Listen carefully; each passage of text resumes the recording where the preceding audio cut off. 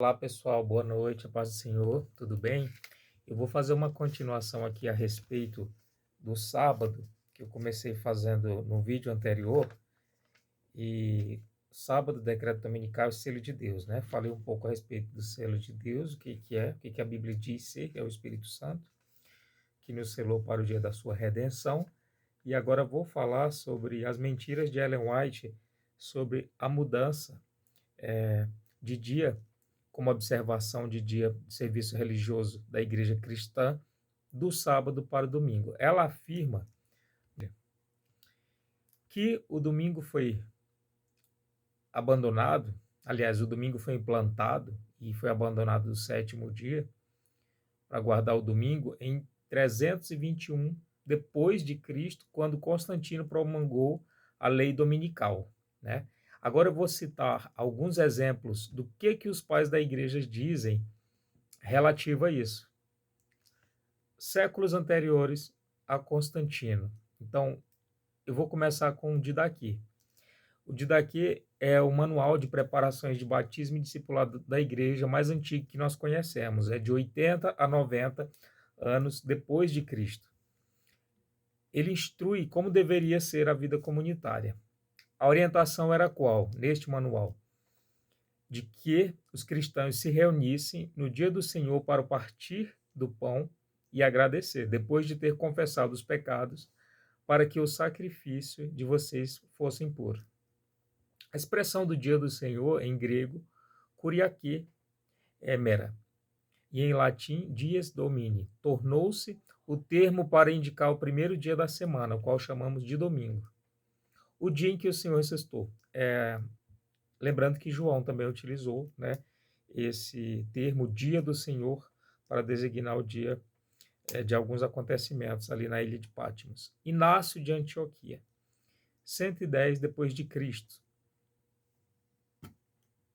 relatou que aqueles que viviam na antiga ordem das coisas chegaram à nova esperança e não observam mais o sábado, mas o dia do Senhor em que a nossa vida se levantou por meio dele e da sua mente.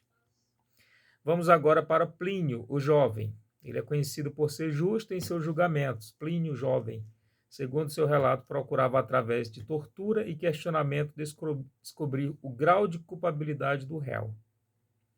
Num período em que o imperador romano Trajano exigia a prisão, tortura e, dependendo do caso, a pena de morte dos cristãos, e neste contexto Plínio escreve uma carta questionando o motivo de prender e executá-los, se neles nenhum motivo de culpa era encontrado. Em 113 depois de Cristo, o relator descreve que os cristãos, sob tortura, confessaram que, unânimes em reconhecer que sua culpa se reduzia a apenas isso. Em determinados dias costumavam comer antes da alvorada e rezar responsivamente hinos a Cristo como a um Deus. O testemunho do governador pagão expressou admiração com o costume cristão. Não havia nada de absurdo nem ofensivo naquela religião. A menção de determinados dias confirmam que as suas reuniões seguiam uma norma semanal e que antes do amanhecer se reunia no domingo. Tem a carta de Diogneto, ele fala também, não creio que tenhas necessidade de que eu te informe sobre o escrúpulo deles a respeito de certos alimentos, a sua superstição sobre os sábados. Isso ele relatando a respeito dos costumes daqueles que guardavam o sábado, né? O contraste entre cristãos e judeus estava estabelecido, de modo que a guarda do sétimo dia era visto pelos cristãos como sendo uma superstição judaica e não como algo normativo para a igreja. A Carta de Barnabé é um importante documento histórico e apresenta alguns traços do cristianismo do século II, a Carta de Barnabé. Não tem autoria certa, mas pelo seu conteúdo, a crítica literária especializada em patrística é de consenso datá-la em 134 a 135 depois de Cristo. O autor interpreta o significado do sábado e ele declara aqui, veja bem, veja como ele diz, não são os sábados atuais que me agradam, mas aquele que eu fiz e no qual, depois de ter levado todas as coisas ao repouso, farei o início do 8º dia, isto é, o começo de outro mundo. Eis porque celebramos como festa alegre o 8º dia, no qual Jesus ressuscitou dos mortos e depois de se manifestar subiu aos céus. Está falando do domingo. Vem com Justino de Roma e vem com Irineu de Leão. O que Irineu de Leão fazia? Ele era um apologista que fazia a defesa da fé, refutando heresias. De lá, da época de Irineu de Leão, já se tem aqui documentado, né, que ele fazia apologia contra as ideologias sabatistas. Então, vamos ver aqui como que ele falava, como que ele agia, né? Enquanto Justino defendia os cristãos diante dos governadores pagãos, Irineu se dedicava a atacar as heresias que brotavam dentro do cristianismo. Irineu, como apologista, analisava os desvios doutrinários que havia se infiltrado dentre os cristãos. Especificamente para o nosso propósito, selecionamos os heréticos que se nomeavam ebionitas, que, segundo Irineu, eles praticavam a circuncisão e continuam a observar a lei e os costumes judaicos da vida e até adoram Jerusalém como se fosse a casa de Deus, além de negar a salvação somente pela graça e a sua suficiência em Cristo. Os ebionistas ensinavam uma redenção por meio da obediência da lei. Dentre os costumes judaicos da vida, incluíam a prática de guardar o sábado.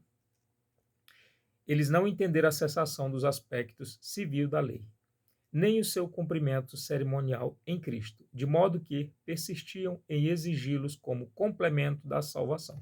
E nisto consistia a sua heresia. Esse livro de heresia é datado de 180 a 190 anos depois de Cristo. Então, bem no início do cristianismo, né? E nós vemos que a atuação desse espírito enganador atuou da mesma forma no início da igreja, né? Já exortado pelo apóstolo Paulo em Gálatas que isso aconteceria, e agora veio mais recentemente, no século XIX, através da falsa profetisa Ellen White, trazer essas mesmas heresias que já eram refutadas pelos pais da igreja. Tertuliano também falou a respeito do descanso no dia de domingo. No início do século III, os cristãos demonstravam desprezo pelos costumes judaizantes. Em seu livro da idolatria, escrito entre os anos de 200 e 210 d.C., Tertuliano declara que não temos praticado os shabates ou outras festividades judaicas, do mesmo modo que evitamos as práticas pagãs. A sua afirmação esclarece que tanto a idolatria quanto práticas judaicas eram evitadas no mesmo pé de igualdade. Não há dúvidas de que o descanso cristão no fim do século II era marcadamente o domingo. Da mesma forma que o exclusivismo cristão testemunhava contra pagãos e judeus. Então, a declaração da senhora Ellen White é insustentável, né? Por causa da ausência de fontes e de provas. Ela simplesmente mentiu mais uma vez. Eu vou deixar aqui para vocês o link. Está em bereanos.blog.com e é um blog de teologia reformada, Bereanos, apologética e teologia reformada. Só continua no engano quem despreza o que está na palavra de Deus e quem despreza as fontes históricas. Tá? Vou deixar o link aí abaixo do vídeo para vocês confirmarem a fonte e ver mais uma mentira introduzida através desse espírito enganador que atuou através da vida de Ellen White. Uma vez que não se sustenta essa mentira dela de dizer que houve uma mudança da guarda do sábado para domingo em 321 d.C. por Constantino, uma vez que isso não aconteceu, né? Que não existiu essa mudança, também cai por terra todas aquelas outras questões doutrinárias que ela cria em torno do domingo. Ela criou uma teoria, né? Criou uma doutrina que nos últimos dias seria implantada uma lei mundial onde seria o decreto dominical, onde o domingo seria obrigado como a guarda mundial, né? E que todas as famílias e todos os povos deveriam repousar neste dia, e sendo, portanto, a marca da besta, né? O domingo. Isso saiu da mente de Ellen White. Os adventistas creem piamente e os sabatistas judaizantes também são simpatizantes desse espírito enganoso. Só pelo fato de vocês serem sabatistas já demonstram a sua falta de conhecimento a respeito da palavra de Deus e a respeito do propósito pelo qual a igreja segue suas doutrinas, né? Porque uma coisa é a dispensação que foi feita a Israel, outra coisa é a dispensação que é feita para a igreja. Cada tempo, Deus utilizou propósitos separados para isso, propósitos específicos para o povo judeu e agora para a igreja. Nós não somos judeus, nós somos igreja. E nessa dispensação, nós temos também leis que foram dadas através dos apóstolos. É a nossa lei, a lei de Cristo, não a lei mosaica.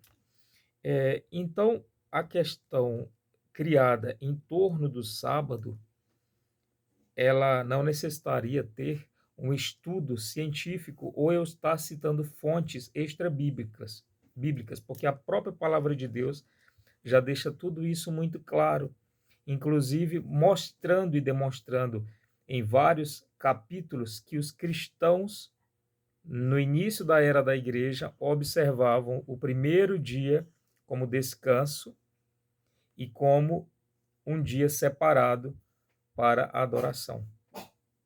Não era uma guarda como acontecia no Antigo Testamento, mas um dia cerimonial, o dia que Cristo ressuscitou dos mortos, né? Trazendo então a vida.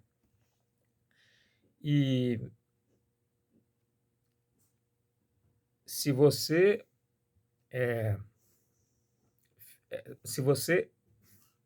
entendesse a Bíblia somente sem seguir os textos dela, você não seria enganado, porque a palavra de Deus própria refuta essas questões a respeito do sábado, né? Não deixa brecha para nós entendermos que sábado é necessário para a guarda dos cristãos, porque o Novo Testamento não fala a respeito disso.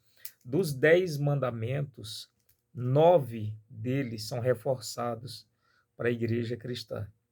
E o sábado não é mencionado. Cristo não falou nenhuma vez que se guardasse o dia de sábado como santo. Os apóstolos tanto não guardavam como não orientavam o povo a fazê-lo. Pelo contrário, em Gálatas, o apóstolo Paulo refuta a heresia judaizantes, dizendo que daqueles que querem ser justificados pela graça ou pelas obras da graça decaíste. E também isso está reforçado, está dito mais uma vez em Efésios e Romanos. Hebreus também. Então, desprezar o que a palavra de Deus fala para ouvir espíritos enganosos, não é de hoje que isso acontece. Já é desde o início da era cristã e desde lá existiu um apologista para refutar esses tipos de heresia, como eu falei aqui, Irineu de Leão.